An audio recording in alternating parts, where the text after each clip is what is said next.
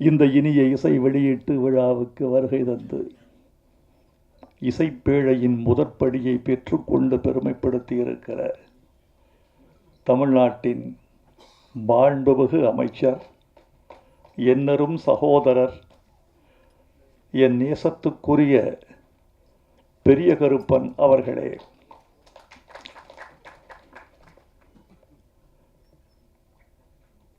படக்குழுவை சார்ந்த நண்பர்களே, மேடையில் அமர்ந்திருக்கும் மேன்மைக்குரிய கலைப்பெருமக்களே, பாசத்திற்குரிய பத்திரிகையாளர்களே, ஊடக உறவுகளே, கலை உலகத்தின் முன்னணி முகங்களே, தாய்மார்களே, உங்கள் அனைவருக்கும் எனது அன்பான வணக்கத்தை தெரிவித்துக் கொள்கிறேன்.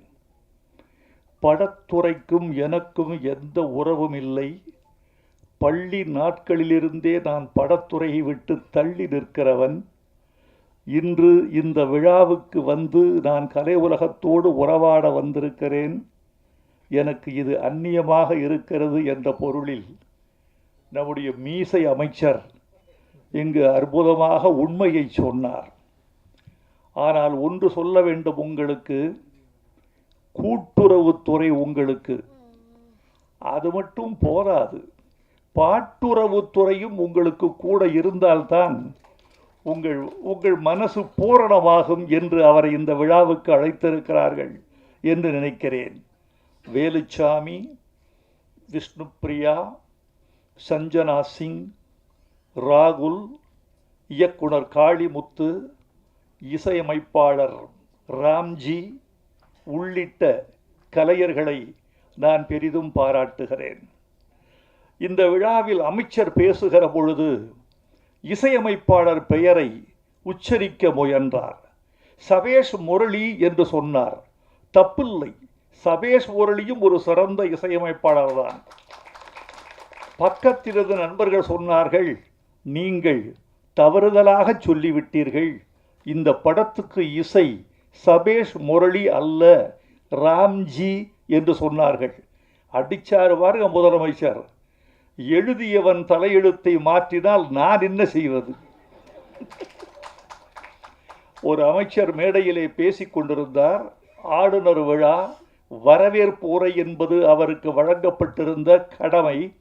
வரவேற்புரை 3 நிமிடங்கள் என்று வரையறுக்கப்பட்டிருக்கிறது. 3 நிமிடங்கள் பேச வேண்டிய அமைச்சர் வரவேற்புரையை 6 நிமிடங்கள் பேசுகிறார். எல்லோருக்கும் அதிர்ச்சியாகிவிட்டது.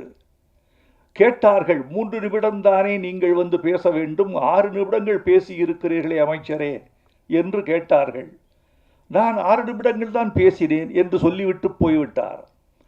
உள்ளே சென்று நேர்முக உதவியாளரை அழைத்து கேட்டார், 3 நிமிடம் தானே நீ எழுதித்தர வேண்டும், 6 நிமிடங்கள் ஏன் எழுதி தந்தாய்? அதற்கு உதவியாளர் சொன்னார், ஐயா மன்னிக்க வேண்டும், நான் 3 நிமிடங்களின் உரையை 1+1 வைத்திருந்தேன். நீங்கள் அதை 2 முறை வாசித்து விட்டீர்கள், என்னை மன்னிக்க வேண்டும் என்றார். எழுதி தருகிறவர்கள் சரியாக இருந்தால்தான் கடமை சரியாக நடக்கும் என்பதற்கு இன்றைய நிகழ்ச்சியும் உதாரணம். எங்களுக்கு மகிழ்ச்சி, நீங்கள் வந்தது, வாழ்த்தியது, மண்ணை சார்ந்த பெருமக்களுக்கு நீங்கள் வாழ்த்து சொல்லியது. இவர்களெல்லாம் உங்கள் உறவுகள். கருப்பர் என்ற சாமியின் பெயரால் எடுக்கப்படுகிறது. நாங்கள் 2 பேர் கருப்பு சாமிகள் வாழ்த்த வந்திருக்கிறோம். ஒன்று பெரிய கருப்பசாமி, நான் சின்ன கருப்பசாமி. இந்த 2 பேரும் சேர்ந்து இந்த கருப்பர் படத்தை நாங்கள் வாழ்த்த வந்திருக்கிறோம். நண்பர்களே, நன்றி. உங்களுக்கு ஒரு வார்த்தை சொல்லி தொடங்க வேண்டும் என்று நினைக்கிறேன். இந்த நேரம் ஒரு பேச்சாளர் நீண்டு உரையாற்றக்கூடிய நேரத்தை குறிக்கிற நேரம் அல்ல என்பது உங்களுக்கும் தெரியும், எனக்கும் தெரியும். அதனால் நான் எண்ணி சில செய்திகளை உங்களோடு பகிர்ந்து கொண்டு விடைபெற வேண்டும் என்று ஆசைப்படுகிறேன். காளிமுத்து என்னை வந்து சந்தித்ததும் கதை சொன்னார். அந்த கதை எனக்கு பிடித்திருந்தது. கதை நன்றாக இருக்கிறது தம்பி. சினிமா என்பது இன்றைக்கு கதை அல்ல, மேக்கிங் என்று சொல்லக்கூடிய ஆக்கம். ஒரு படத்தை எப்படி ஆக்குகிறீர்கள் என்பதுதான் முக்கியம். சினிமா இஸ் நத்திங் பட், வேற என்ன, சினிமா என்பது வேறொன்றும் இல்லை. Cinema is nothing but execution, அமல்படுத்துதல், நிறைவேற்றுதல், ஆக்குதல், உருவாக்குதல், கலையாக்குதல், அழகியலாக்குதல், நெஞ்சில் தைப்பது மாதிரி காட்சிகளை அமைத்தல். அங்கேதான் கலைஞனுக்கும் கதாசிரியனுக்கும் பார்வையாளனுக்குமான உறவு தொடங்குகிறது. எல்லா இயக்குநர்களும் மாறுபடுவதும் வேறுபடுவதும் வெற்றி பெறுவதும் தோல்வியடைவதும் இந்த மேக்கிங் என்ற இந்த புள்ளியில் மட்டும்தான். காளிமுத்து மீது எனக்கு நம்பிக்கை இருக்கிறது. அவர் கதையை சொன்ன மாதிரி எடுத்து கொடுப்பார் என்ற நம்பிக்கையில், இந்த படம் வெற்றி பெறும் என்ற நம்பிக்கையில் நான் வேட்டைக்காரி என்று தலைப்பு கொடுத்தேன். தலைப்பு என்பது எங்களுக்கு புதிதல்ல. நான் எழுதிய முதல் பாட்டு பொன்மாலை பொழுது, அது ஒரு படத்துக்கு தலைப்பானது. புதுக்கவிதைக்கு நான் எழுதிய ஒரு பாட்டு வெள்ளை புறா ஒன்று, அது ஒரு பாட்டுக்கு தலைப்பானது. என் பல்லவி பூவே பூச்சூடவா, அது அந்த படத்துக்கு தலைப்பானது. இப்போதுதான் தெரிந்து கொண்டேன் திருப்பாச்சி என்பது கூட என் பாட்டுக்குள்ளிருந்து வந்த தலைப்பு என்று. இப்படி எத்தனை பேர் ரகசியமாக என்னை பயன்படுத்தி இருக்கிறார்கள் என்பதை நான் அறிய மாட்டேன். நீதானே எந்தன் பொன் வசந்தம் என் பாட்டு தலைப்பு, விண்ணை தாண்டி வருவாயா என்பது என் பாட்டு தலைப்பு. இவர்களில் யாரும் தோழர்களே வைரமுத்துவை வந்து பார்த்தோ தொலைபேசியில் கேட்டோ இந்த தலைப்பை பயன்படுத்தியதில்லை. அத்தனை பேரும் வைரமுத்து நமக்கானவன், தமிழ் நமக்கானது, ஏன் கேட்க வேண்டும் என்ற உரிமையில் எடுத்துக் கொள்கிறார்கள். நானும் கேட்பதில்லை. நீங்கள் கேட்பதில்லையா என்று சில பேர் கேட்டார்கள். நான் ஜெயகாந்தன் பதிலை சொன்னேன். ஜெயகாந்தன் சொன்னார், புதிய வார்ப்புகள் என்பது உங்கள் படைப்பல்லவா, உங்கள் சிறுகதை தொகுதி அல்லவா, அதை பாரதி ராஜா உங்களை கேட்டு எடுத்தாரா கேட்காமல் எடுத்தாரா என்று கேட்டார். கேட்கவில்லை என்று சொன்னார். நீங்கள் கேட்கக்கூடாதா? ஜெயகாந்தன் சொன்ன பதிலைத்தான் நான் உங்களுக்கு சொல்லிக் கொள்ள வேண்டும் என்று ஆசைப்படுகிறேன். ஏன் கேட்க வேண்டும்? இல்லாதவர்கள் எடுத்துக் கொள்கிறார்கள். இது ஜெயகாந்தன் சொன்ன பதில். அதைத்தான் நானும் சொல்கிறேன். எப்படியோ நல்ல வழியில் தமிழ் கொழிக்க வேண்டும், தமிழ் செழிக்க வேண்டும். உச்சரிக்கப்படுகிற போது நாவில் தேன் ஊற வேண்டும், செவியில் வந்து ஒரு தென்றல் வீசிவிட்டு போக வேண்டும், மனதில் ஒரு கிளர்ச்சி உண்டாக வேண்டும். நல்ல தமிழ் தலைப்புகளை கேட்கிற பொழுது அது தொலைக்காட்சியில் வருகிறது, வானொலியில் வருகிறது, சுவரொட்டியில் வருகிறது, உச்சரிக்கப்படுகிறது, வாசிக்கப்படுகிறது. ஒரு தலைப்பு என்பது ஒரு தலைப்பு மட்டுமல்ல தோழர்களே, ஒரு தலைப்பு எப்படியெல்லாம் தமிழ் சமுதாயத்தில் சுழற்சி முறையில் சுழன்று கொண்டே இருக்கிறது என்பது முக்கியம். தமிழ் செல்வி, தேன்மொழி, செங்குட்டுவன், சோழன் என்று நீங்கள் பெயர் வைத்தால் எப்படி தெரியுமா தமிழ் வளர்கிறது தோழர்களே? பள்ளிக்கூடத்தில் ஒலிக்கிறது, கல்லூரியில் ஒலிக்கிறது, அழைக்கிற போது ஒலிக்கிறது, திருமண பத்திரிகையில் ஒலிக்கிறது, பாஸ்போர்ட்டில் இருக்கிறது, ரேஷன் கார்டில் வருகிறது. உங்கள் பெயர் தமிழ் சமுதாயத்தில் சுழற்சி முறையில் சுழன்று கொண்டே இருக்கிறது. ஒரு நல்லவர் தமிழ் பெயர் இருந்தால் அதனால் தமிழ் நீட்சி அடைகிறது, தமிழ் ஆட்சி செய்கிறது. ஒரு திரைப்படத்தின் தலைப்பு என்பது உலகத்தால் கவனிக்கப்படுகிறது. அதனால்தான் நான் கெஞ்சுகிறேன், உங்களை கேட்டுக்கொள்கிறேன், அன்போடு பரிந்துரைக்கிறேன், நல்ல தமிழில் தலைப்பு வையுங்கள். ஆங்கிலத்தில் தலைப்பு வந்தால் அந்த படம் ஓடிவிடும் என்று நீங்கள் கருதினால் அதற்கு சான்றுகள் இருந்தால் ஏற்றுக்கொள்கிறேன். தமிழில் தலைப்பு வைத்தால் படம் ஓடாது என்று நீங்கள் கருதினால் அதற்கும் சான்று தந்தால் ஏற்றுக்கொள்கிறேன். உங்களை ஒன்று கேட்கிறேன், ஒரு நல்ல தமிழ் ஏன் ஆந்திராவில் செல்லுபடியாக கூடாது? கன்னடத்தில் ஏன் செல்லுபடியாக கூடாது? ஒரு இந்தி தமிழ்நாட்டில் செல்லுபடியாகிற போது ஒரு தமிழ் அறியாத மாநிலங்களில் ஏன் செல்லுபடியாக கூடாது? நீங்கள் அப்படித்தானே தமிழை செல்லுபடி ஆக்க வேண்டும், அப்படித்தானே ஆக்க முடியும். அதனால் உங்களை அன்போடு கேட்டுக்கொள்கிறேன். வேட்டைக்காரி என்ற தலைப்பை அவர் ஏற்றுக்கொண்டதற்காக காளிமுத்துவுக்கு நான் என்னுடைய அன்பை நன்றியை தெரிவித்துக் கொள்கிறேன். நீங்கள் கருதலாம் காளிமுத்து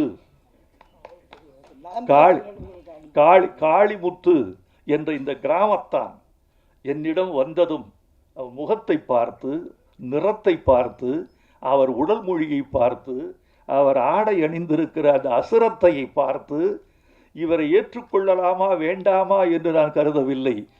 இவனைத்தான் ஏற்றுக்கொண்டு ஆதரிக்க வேண்டும் என்று நினைத்தேன்.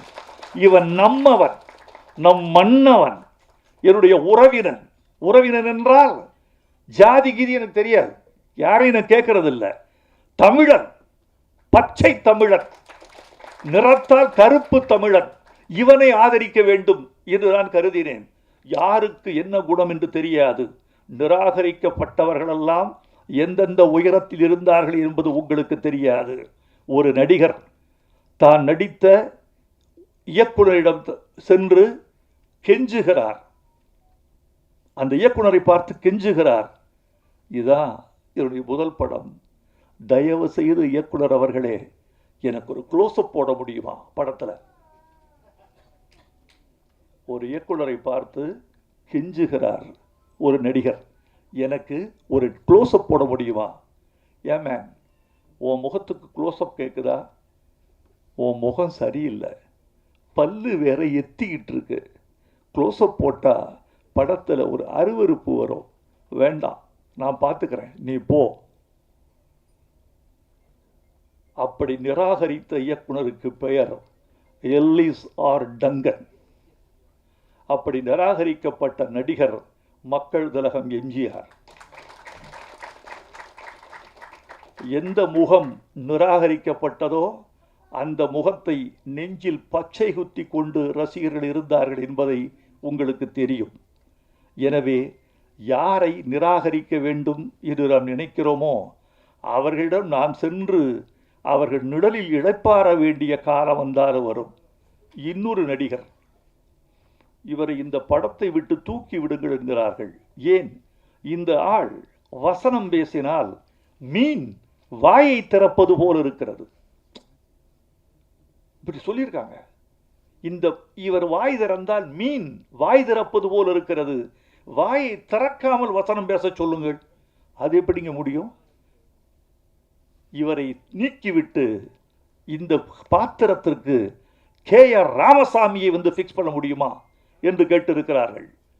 அப்படி கேட்கப்பட்டவர் நடிகர் திலகம் சிவாஜி கணேசன். படம் பராசக்தி. எந்த நடிகனை நீக்கிவிட்டு நீங்கள் வேறு ஆளை வைத்து படமிடுங்கள் என்று சொல்லப்பட்டதோ அந்த நடிகன் 50 ஆண்டு காலம் தமிழ் கலை உலகை சிம்மாசனமிட்டு ஆண்டு விட்டு போனான். யாரை யார் நிராகரிப்பது? காளிமுத்துவை நான் நிராகரித்தால் என்னை நானே நிராகரித்து விடுவதாக அர்த்தமாகிவிடும். ஒரு நடிகை, ஒரு இயக்குனர் தேடிக்கொண்டிருக்கிறார் ஒரு புதுமுகத்தை. ஒரு நடிகை வருகிறார், அந்த புகைப்படங்களை எல்லாம் ஒட்ட வைத்து பார்க்கிறார். இந்த கோணம் மறுகோணம், இப்படி பார்க்கிறார், அப்படி பார்க்கிறார். பெண்ணை வரவழைத்து பார்க்கிறார். பார்த்து விட்டு சொன்னார், பெண்ணே, இன்னும் சினிமாவுக்கான முக வெட்டு, முக கோணம் இன்னும் வரவில்லை. இந்த ஃபோட்டோஜெனிக் ஃபேஸ் இன்னும் உனக்கு வந்து சேரவில்லை. வருமா வராதா தெரியாது. இன்னும் ஒரு 5 வருஷம் கழித்து ஒரு ஃபோட்டோவை அனுப்பு. என்னுடைய கோணத்தில் அது சரியாக இருந்தால் உன்னை ஏற்றுக்கொள்கிறேன். அப்படி நிராகரித்தவர் இயக்குனர் ஸ்ரீதர், நிராகரிக்கப்பட்டவர் ஹேமமாலினி. இந்த நிராகரிப்பினாலேயே அந்த அம்மையார் இந்திக்கு சென்று வெற்றி பெற்ற பிறகு, என் வாழ்நாளில் என்னை நிராகரித்த தமிழ் சினிமாவில் நடிக்க மாட்டேன் என்று ஒரு உத்தரவாதம் எடுத்துக்கொண்டதாக என் செவிகளுக்கு வந்தது. இதில் எவ்வளவு உண்மை என்று எனக்கு தெரியாது. என் செவிகளுக்கு வந்த செய்தியை உங்களுக்கு சொல்ல வேண்டும். யாரும் சினிமாவில் பெருசாக வரலாம். நண்பர்களே, நீட்டி முழக்க ஆசைதான், ஆனால் வேண்டாம் என்று நினைக்கிறேன். இந்த பாடல்களை பற்றி நான் கொஞ்சம் சொல்லியாக வேண்டும். எவ்வப்பொழுதெல்லாம் ஒரு கவிஞன் தன் கவிதையை கொண்டு போய் பாட்டுக்குள் செருகுகிறானோ, பாட்டு என்ற சிம்மாசனத்தில் கவிதைக்கு எப்போது முடிசூடுகிறானோ, அப்போதெல்லாம் தமிழ் பாட்டு உச்சத்தில் கொடிகட்டி பறந்திருக்கிறது. நான் இப்போது ஒன்று சொல்லிக்கொள்ள வேண்டுமா நண்பர்களே, ஊடக நண்பர்களே, இதோ நேரடி ஒளிபரப்பில் கூட யூடியூப் நண்பர்கள் இதை ஒளிபரப்பிக் கொண்டிருக்க கூடும். அல்லது நாளை விடுவதற்குள் எப்படி தெரியுமா ஆச்சரியப்பட்டேன் தெரியுமா? நான் இங்கு பேசுகிறேன், நான் வீட்டுக்கு போயிடுறேன். காலையில் 5 மணிக்கு எழுந்து 5:45 என் புல்வெளிக்கு வந்து விடுகிறேன் பத்திரிகை படிக்க. 3/4 மணி நேரத்தில் என் யோகாசனமோ நடைப்பயிற்சியோ முடிச்சுட்டு ஒரு காலையில் பத்திரிகை படிக்கலைன்னா பைத்தியம் பிடிச்சிரும். பத்திரிகை படிக்க உட்கார்றேன். தொலைபேசி வருகிறது 6:15. ஐயா, நேற்று சாயந்தரம் நீங்கள் பேசின பேச்சு அற்புதம், பின்னிட்டீங்க, இந்த விஷயத்தை மட்டும் நீங்கள் தவிர்த்து இருக்கலாம். எப்படி? நேற்று மாலை நான் பேசுகிற பேச்சுக்கு அதிகாலை 6:15 வந்து விமர்சனம் வருகிறது, பாராட்டு வருகிறது. பூமாலையோ அம்போ அதிகாலையில் என் மார்பில் விழுகிறது. இவ்வளவு வேகமாக இருக்கு உங்க ஊடகம். உங்க ஊடகத்தை நான் பாராட்டுகிறேன். தயவு செய்து இந்த ஊடக ஆற்றலின் நன்மைக்கு மட்டுமே பயன்படுத்துங்கள். தயவு செய்து இந்த ஊடகங்களை எங்கள் கலைஞர்களை மேம்படுத்த பயன்படுத்துங்கள். தமிழ்நாட்டின் விழுமியங்களை, தமிழ்நாட்டின் மேன்மைகளை, இலக்கியங்களை, நல்லியல்புகளை, இன்னும் செத்து போகாத நீதியை, இன்னும் தோற்று போகாத உறவுகளை, இன்னும் எங்கள் மூதோதையர்களை வழிபடக்கூடிய அந்த முன்னுரிமையை போற்றுவதற்கும் காப்பாற்றுவதற்கும் இந்த ஊடகங்கள் பயன்பட வேண்டும் என்று நான் கருதுகிறேன். இப்போது சொல்கிறேன், எவ்வப்போதெல்லாம் நல்ல பாடல்கள் வந்து தெரியுமா? கவிஞன் கவிதையை தொட்டுக்கொண்டு எழுதிய போதுதான். கவிஞர் கண்ணதாசன் ஒரு பாட்டு எழுதினார். வானம் அழுவது மழையெனும் போது, வையம் அழுவது பனியெனும் போது, கானம் அழுவது கலையெனும் போது, கவிஞன் அழுவது கவிதையாகாதோ? வானம் அழுவது மழையெனும் போது, வையம் அழுவது பனியெனும் போது, கானம் அழுவது கலையெனும் போது, கவிஞன் அழுவது கவிதையாகாதோ?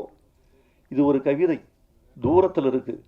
இந்த கவிதையை எங்காவது ஒரு பாட்டுக்குள் வைக்க முடியுமா என்று கவிஞன் காத்திருக்கிறான். ஒரு நல்ல தங்க கட்டி கிடைத்தால் தன் மகளுக்கு எப்படியாவது அதை நகையாக்கி விட வேண்டும் என்று ஒரு தாய் துடிப்பது போல, ஒரு நல்ல கவிதை கையில் கிடைத்தால் அதை பாடலாக்கி விட வேண்டும் என்று ஒரு பாடலாசையன் துடிப்பான். அந்த துடிப்பு தான் கலை துடிப்பு. அதுதான் ஒரு மேன்மைக்கான ஒரு உத்தி. இவர் பாட்டார். கவலை இல்லாத மனிதன் ஒரு பாட்டு, சந்திரபாபுக்கு ஒரு பாட்டு, பிறக்கும் போதும் அழுகின்றான் பாட்டு. இந்த கவிதையை தூக்கி அங்க வச்சாரு. எப்படி வச்சாரு? இரவின் கண்ணீர் பனித்துளி என்பார், முகிலின் கண்ணீர் மழைத்துளி என்பார். இயற்கை அழுதால் உலகம் செழிக்கும், மனிதன் அழுதால் இயற்கை சிரிக்கும். அதை கொண்டு வந்து இங்க பந்தி போட்டார்.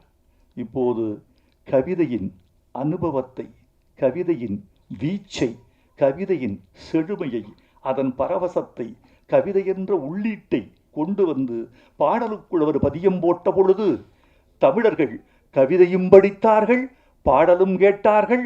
இது ஒரு கவிஞர் இந்த மண்ணுக்கு செய்கிற மரியாதை, அவன் கொடுக்கிற சீதனம், அவருடைய கொடை என்று நீங்கள் கொண்டாட வேண்டும். நான் சிந்து பைரவியில் ஒரு வரி எல்லாரும் பாராட்டினீங்க. என் விதி அப்போதே தெரிஞ்சிருந்தாலே கர்ப்பத்தில் நானே கரைஞ்சிருப்பேரே. இந்த வரி வந்து ஒரு மகள் பெறப்பட்டவுடன் குப்பை தொட்டியில் வீசப்பட்டாள். இல்லெஜிட்டிமேட் சைல்டு, முறையற்ற வழியில் பெறப்பட்ட குழந்தை. அவ கூட்டி போயிட்டா. குழந்தை சாகல, வளருது. குழந்தை வளர்ந்து வளர்ந்து வளர்ந்து தாயை கண்டுபிடிக்குது.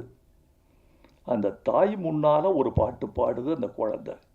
பாலச்சந்தர் என்ற மகா கலைஞனுடைய கதையில் ஒரு எவ்வளவு முக்கியமான செய்தி. காளிமுத்து போன்றவர்களுக்கு, நம்முடைய பேரரசு போன்றவர்களுக்கு இப்போ ஏன் நல்ல பாட்டு வரலன்னு நீங்க நினைக்கிறீங்க? சொல்லுங்க பார்ப்போம். இசைக்கு பஞ்சமில்லை, மொழிக்கு பஞ்சமில்லை, இயக்குநர்களுக்கு பஞ்சமில்லை, தொழில்நுட்பத்திற்கு பஞ்சமில்லை. எதற்கு பஞ்சம் என்றால், பாடல்களை உட்கார வைப்பதற்கு உங்க கதையில் இடுப்பு இல்லை தம்பி. இந்த குழந்தை எங்க உட்கார வைப்பீங்க? உங்க இடுப்புல உட்கார்ந்தா அந்த குழந்தை வலிக்கு விழுந்து செத்தே போகும். உட்கார இடம் இல்லை. அந்த காலத்துல பாட்டுல தோல்ல ஒரு குழந்தை, கதையின் தோளில் ஒரு குழந்தை, வலத்தோளில் ஒரு குழந்தை, இடத்தோளில் ஒரு குழந்தை, கக்கத்தில் ஒரு குழந்தை, மறுகக்கத்தில் ஒரு குழந்தை, ஓரிடுப்பில் ஒரு குழந்தை, மறு இடுப்பில் ஒரு குழந்தை, இப்படி 6 பாடல்கள் உட்காரும். இன்னைக்கு உட்காருவதற்கு கதையில இடுப்பு இருக்கா? இடம் இருக்கா? நாற்காலி இருக்கா? ஏதாவது ஒரு பாட்டை எழுதி கொடுத்தால் அந்த பாட்டு முதல்ல ஒரு பாட்டு 7 நிமிஷம் 8 நிமிஷம் இருக்கும். பழைய பாட்டெல்லாம் 3 நிமிஷம் 30 செகண்ட்ஸ் தான். இப்போ ஒரு பாட்டு 5 நிமிட பாட்டை 5 நிமிடத்திற்கு பயன்படுத்துவதற்கு உங்கள் கதை அனுமதிக்கவில்லை. அது அப்படியே பல்லவியை தேய்ச்சி விட்டு அப்படியே போயிடுறாங்க. ஆங்கில படங்களை பார்த்து தயவு செய்து நல்லவற்றை எடுத்துக்கொள்ளுங்கள், கெட்டவற்றை தள்ளிவிடுங்கள். ஆங்கில படங்களில் வசனத்தோடு வசனமாய், காட்சியோடு காட்சியாய், படத்தோடு படமாய் பாடல்கள் தேய்க்கப்பட்டு விடுகின்றன. இதை நீங்கள் தமிழ்ல கைப்பற்றாதீங்க, பின்பற்றவே வேண்டாம். ஏன்னா தமிழன் பிறக்கும் போது பாட்டு, வளரும் போது பாட்டு, பள்ளியில் சேர்ந்தால் பாட்டு, திருமணத்தில் பாட்டு, பள்ளியறையில் பாட்டு, தாலாட்டு பாட்டு, செத்தால் ஒப்பாரி என்ற எங்கள் தமிழச்சிகளின் திருப்பாட்டு. இப்படி பாட்டில் பிறந்து, பாட்டில் வளர்ந்து, பாட்டில் கழித்து, பாட்டில் லயித்து, பாட்டில் கரைந்து, பாட்டிலேயே முடிந்து போகிற இனம் தமிழ் இனம். பாட்டை நீங்க படத்தை விட்டு தூக்கி விடாதீர்கள். ஸ்கிரீன் பிளே எழுதும் போது நான் கேட்கிறேன், இயக்குநர்களை கேட்கிறேன், எல்லாத்தையும் நான் சொல்றதில்ல வெளியே. இயக்குனர் வந்தோடனே ஸ்கிரீன் பிளே முடிச்சிட்டிங்களா? முடிச்சாச்சு சார். வசனம் முடிச்சாச்சு. பாட்டுக்கு ஸ்கிரீன் பிளே பண்ணியிருக்கீங்களா? என்ன சார் சொல்றீங்க? பாட்டுக்கு ஸ்கிரீன் பிளேயா? அதுதான் முக்கியம். உங்க படத்தில் பாட்டு நிக்கணும்னா பாட்டுக்கு ஒரு ஸ்கிரீன் பிளே வேணும். உங்க படத்துல எத்தனை பாட்டுன்னு கேட்டா திகைக்கிறார்கள். என்னென்ன பாட்டு? ஒரு 3 பாட்டு 4 பாட்டு வச்சுக்கலாம் சார். எந்தெந்த இடத்துல அதை யோசிக்கலாம் சார். யோசிக்க கூடாது. குழந்தை பிறக்கும் போதே மூக்கும் மொழியும் காதும் நெஞ்சும் கல்லீரலும் சிறுநீரகமும் சேர்ந்து பிறக்கவில்லை என்றால் பிறந்த பிறகு ஒட்ட வைக்க முடியாது தோழர்களே. பிறக்கும் போதே பாட்டோட பிறக்கணும். இங்க பாட்டு இருக்கா இல்லையா? பாட்டுக்கு இடமில்லை என்றால் பாட்டை தூக்கி எறிந்து விடுங்கள், தப்பே இல்லை. என் கதைக்கு, என்னுடைய சினிமாவுக்கு பாட்டு என்பது தேவையில்லை. பாட்டு என்பது 6ஆம் விரல், இடைஞ்சல் தேவையில்லை என்று நீங்கள் தூக்கி எறிந்து விட்டால் ஒரு கவலை இல்லை. அந்த நாள் என்ன பாட்டு வேண்டியிருந்ததா? ஒரு பாடலாசிரியன், நான் பாட்டு பரபரப்பாக எழுதி கொண்டிருக்கிற போது பாலச்சந்திரனை அழைத்தார். ஒரு படம் நீங்கள் செய்து தர வேண்டும். என்ன சார், எத்தனை பாட்டு? பாட்டே இல்லை. அப்படியா? அவர் என்ன ஏன் கூப்பிட்டீங்க? வசனம் தான் இதில் பாட்டு மாதிரி இருக்கணும், இந்த படத்துக்கு வசனம் எழுதி கொடுங்க. என்ன படம் சார்? வண்ணக்கனவுகள். கார்த்திக். அடி ஒழுக்குகள் என்று MT வாசுதேவநாயர் மலையாளத்தில் எழுதி கொடுத்து மம்புட்டி கதாநாயகனாக நடித்த படத்தை தமிழில் கவிதாலயா வண்ணக்கனவுகள் என்று எடுத்தது. பாடல்கள் வைரமுத்து அல்ல, வசனம் வைரமுத்து. 100 நாள் படம் ஓடிச்சு. பாடலின் வேலையை வசனம் செய்வதாக நான் கற்பித்துக் கொண்டு எழுதினேன். நிறைவில்லை, ஆனாலும் கூட கற்பித்துக் கொண்டு எழுதினேன். படத்துக்கு தேவை எழுதிடலாம். ஆனால் படம் பிறக்கிற போது, கதை பிறக்கிற போதே நீங்க ஸ்கிரீன் பிளே எழுதிடணும். காளிமுத்துக்கிட்ட எனக்கு பிடிச்சது, இது காட்டுக்குள்ள ஒரு பாட்டு. என்ன பாட்டு சார்? காட்டை நேசித்து, காட்டை போற்றி ஒரு பாட்டு. ஏன்? காடுதான் இந்த களத்தின், இந்த கதையின் களம். காடுதான் இந்த படத்தினுடைய உட்கட்டமைப்பு. எனவே காட்டுக்குள்ள போற போது பாட்டு காட்டை விட்டு வெளியே போகக்கூடாது. பாலைவனத்தில் இருக்கிற போது மணலை பற்றி பாட்டு, மருதநிலத்தில் இருக்கிற போது நெல்லை பற்றி பாட்டு, குறிஞ்சி நிலத்தில் இருக்கிற போது தேனை பற்றி பாட்டு, காட்டுக்குள்ளே இருக்கிற போது காட்டை பற்றி பாட்டு. என்று சொன்னவுடன் நான் என்கிட்ட விட்டுருங்க தம்பி, நான் என்கிட்ட விடுங்க, நான் பார்த்துக்கிறேன். நான் ஒரு கவிதை எழுதியிருந்தேன், அந்த கவிதையை பாட்டாக்கலாம்னு. எவ்வப்போதெல்லாம் கவிதையிலிருந்து பாடலுக்கு பரிமாறப்படுகிறதோ அவ்வப்போதெல்லாம் தமிழ் பாட்டு தழைத்தோங்கி இருக்கிறது என் முன்னோடிகள் காலத்திலிருந்து இன்று வரைக்கும் என்று சொன்னேன் அல்லவா. எந்த விலங்குக்கும் சர்க்கரை வியாதி இல்லை, எந்த பறவையும் கூடு கட்டி வாடகைக்கு விடுவதில்லை. மாண்டால் மானின் தோல் ஆசனம், மயிலின் தோகை விசிறி, ஒட்டகத்தின் எலும்பு ஆபரணம். நீ மாண்டால் பலரை நெருப்பே நிராகரிக்கும் என்பதால் தானே புதைக்கவே பழகிறோம்.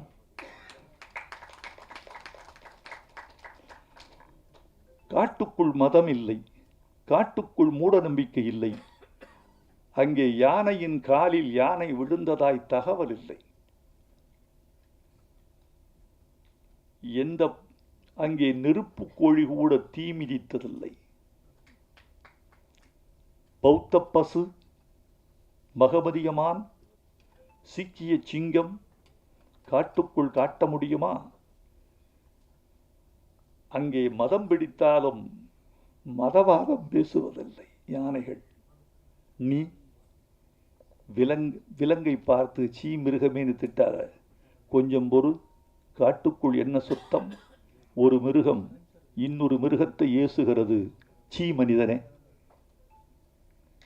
இப்படி ஒரு கவிதை எழுதி முடித்தேன். இந்த கவிதையை கொண்டு போய் காளிமுத்துக்கு பயன்படுத்தினால் என்ன என்று நினைத்தேன்.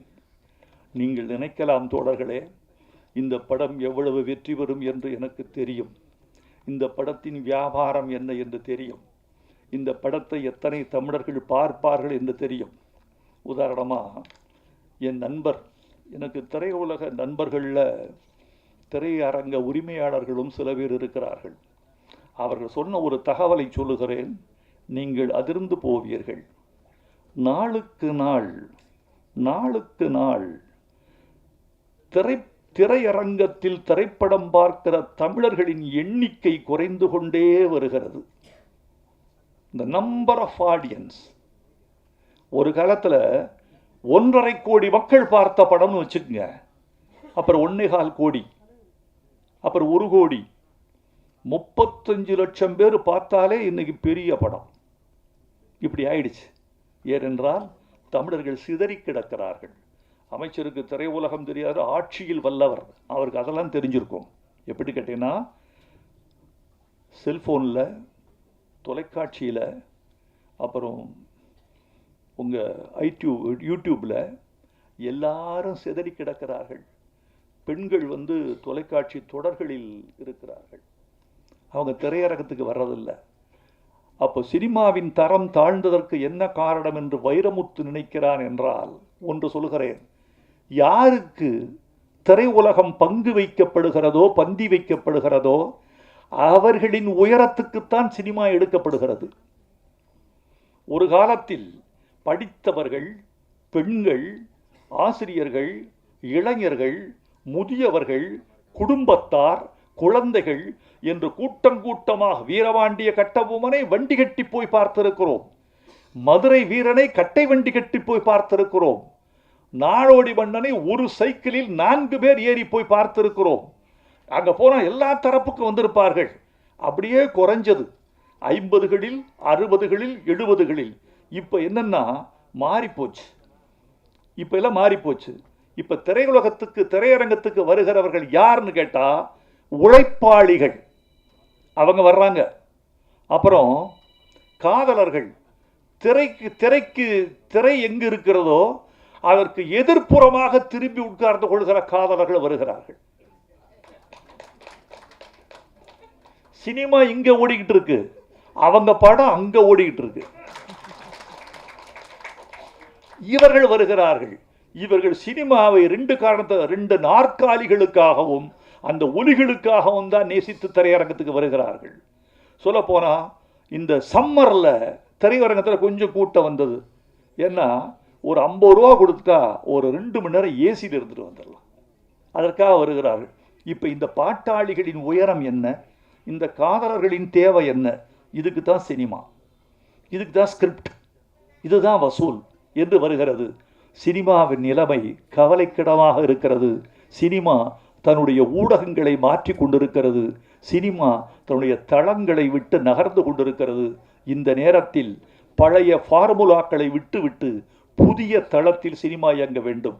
ஒன்றே ஒன்று சொல்லிக் கொள்கிறேன், சினிமா மாற்றம் பெற்று கொண்டிருக்கிறது என்று சொல்கிறேனே தவிர, சினிமா தளத்தை மாற்றி கொண்டிருக்கிறது என்று சொல்கிறேனே தவிர, சினிமா அழிந்துவிடும் என்று ஒரு நாளும் நான் நம்ப மாட்டேன், ஒரு நாளும் சொல்ல மாட்டேன். மனிதன் இருக்கிற வரைக்கும் சினிமா இருக்கும். அதன் வடிவம் வேறு வேறு இடத்தில் இருக்கும். சினிமா என்பது மனிதனின் கலை தேவை.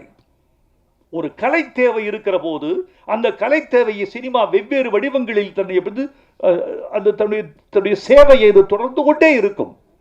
சினிமா இருக்கும், வடிவம் மாறும். மாறுகிற வடிவத்தை புரிந்து கொண்டு, மாறுதலின் தேவையை புரிந்து கொண்டு எங்கள் கலைஞர்கள் நடைபோட வேண்டும் என்று நான் விரும்புகிறேன். இதைத்தான் நான் சொல்றேன். இந்த கவிதையைத்தான் இந்த பாட்டுக்குள்ள வச்சேன்.